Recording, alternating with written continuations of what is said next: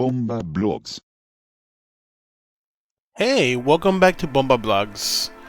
First of all, I would like to thank you guys all who are following me, and special thanks to Amadi, Alice, and Jesse, who've been giving me feedback and pretty much letting me know what you guys want to see.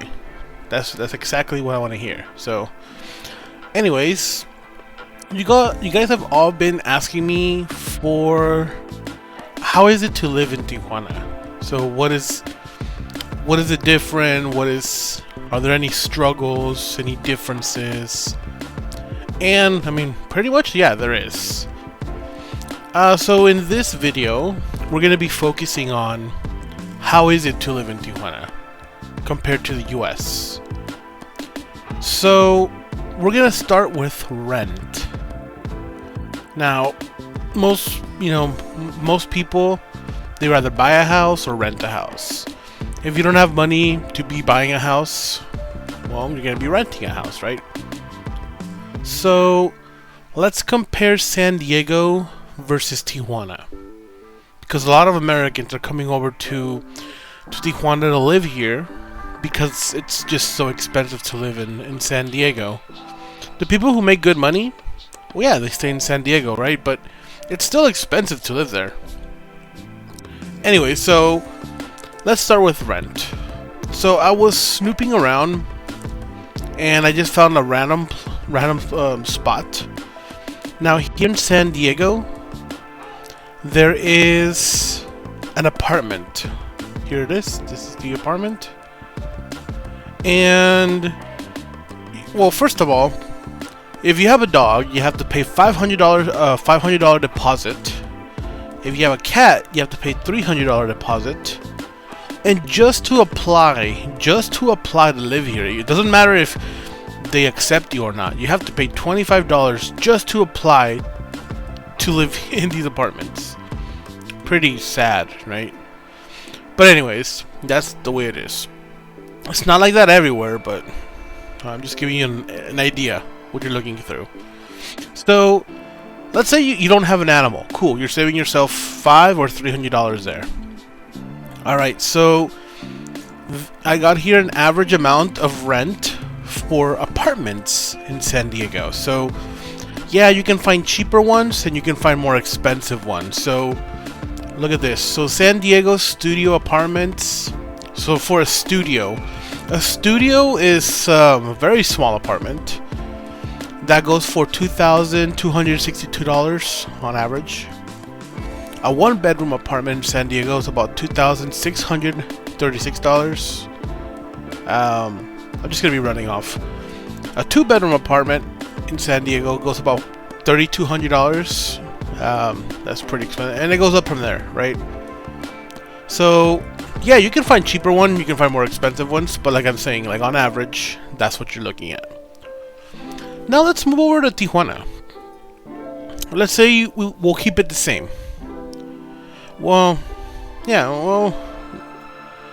what I mean by the same is about the same lifestyle. So in Tijuana, there's also high class and low class. So let's say in Tijuana, you can rent this house, which is it's a two-story house. It's a nice house. It has room for one parking. So if you only have one car, that's fine. You can probably park two cars, the other one sideways. But anyways, technically it has one parking spot and two bedrooms. So not too bad, right?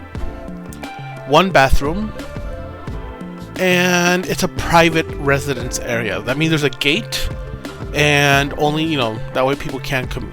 I mean, people can still jump the fence. I'm not telling you can't get robbed or nothing, but mostly in Mexico, if you see the bars, you see the every window has bars, so people can't break in.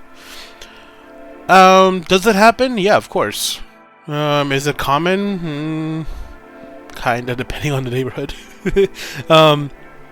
Anyways, so in this case, this house is for $550 a month.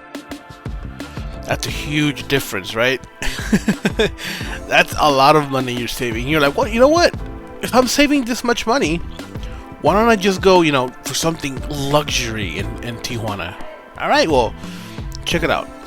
Let's move over to this house. Check it out. Pretty nice house. Has parking for 2 cars. It's a nicer neighborhood. Look at the interior of the house. It's already it already has some appliances pre-installed. It has a refrigerator, microwave. It looks pretty fancy, right? So, check it out. This is a pretty big house, pretty luxurious. It has 3 bedrooms, with each bedroom having a closet, and one of them has a walk-in closet. In the bottom floor, it even has a studio. So just apart from the house, you have 3 bedrooms upstairs, and you still have a studio downstairs. This house counts with 3 bathrooms, 5 parking spots, and then you have, it's already pre-furnished and stuff. Well, not I'm talking about like the appliances. It has a room with a washing machine and dryer. And guess what? You also have perks, like you have community gym, community pool, a salon like so you can have parties and stuff. But I guess in those kind of communities, you have to let the landlord know you're gonna need it in a certain date, and if it's not taken, you can use it. That's pretty luxurious, right? You're like, wow, like how much would something like this in San Diego cost? Yeah, probably like 5, 6, 7, 8 G's. Not in Tijuana. You can have this for $1,650. Still cheaper than the cheapest apartment. 1-bedroom apartment.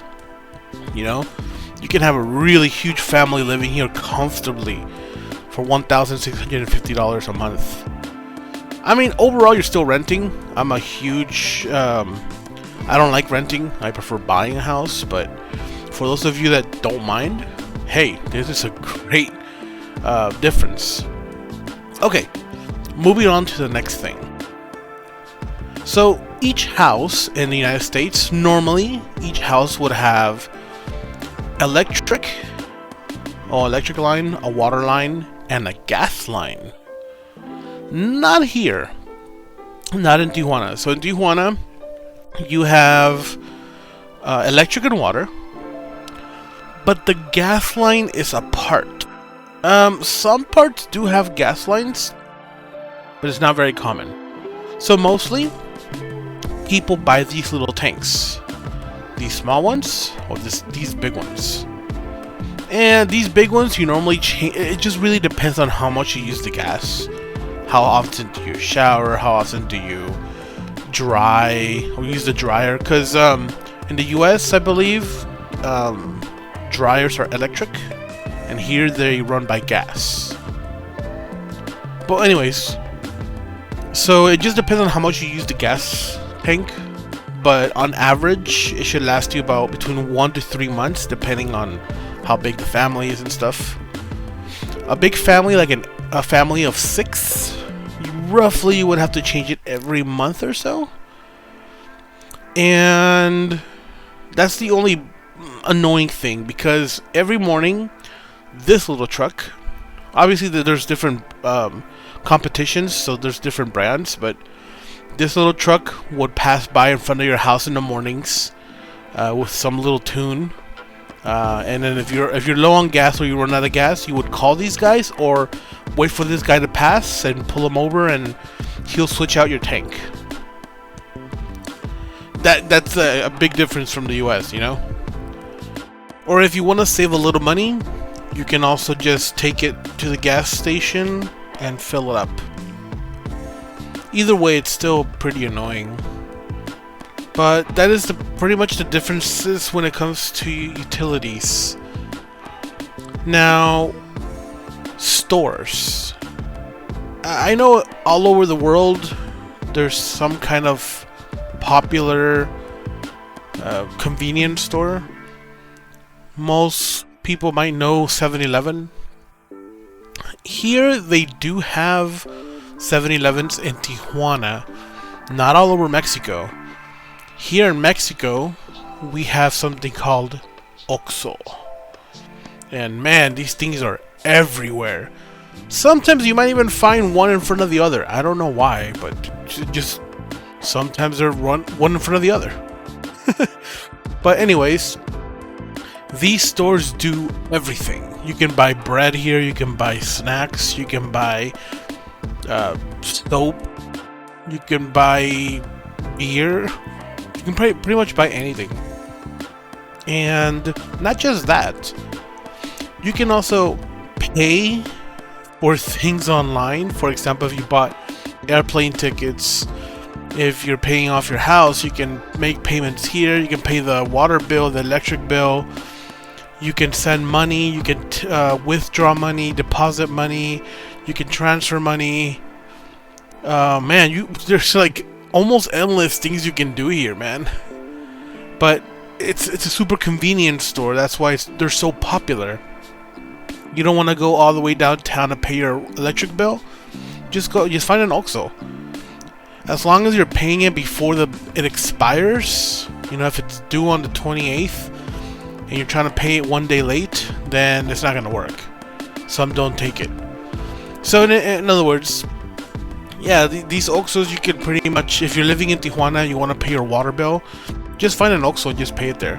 They do charge you commission. That's the only bad part, but that's how they make money, right? But yeah, these Oxxos are everywhere, and pretty much anything you want to do, you'll find it here.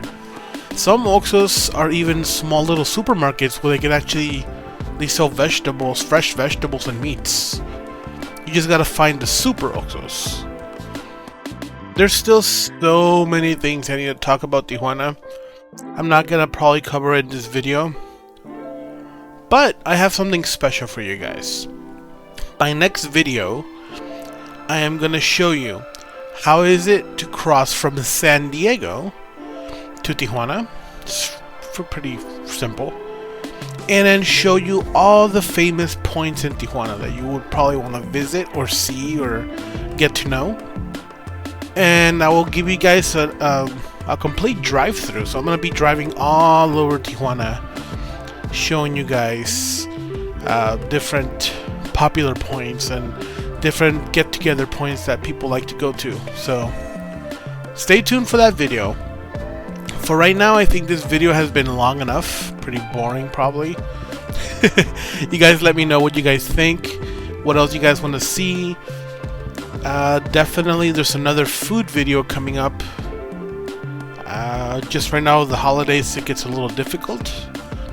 But yeah, stay tuned, you guys. Thanks, you guys, for watching this video as well. Thank you guys for the feedback. Definitely, I'm looking forward, seeing everyone's input, and I will try my best to cover it. Alright, you guys, well, it was great being with you guys, and see you guys next time. Bye.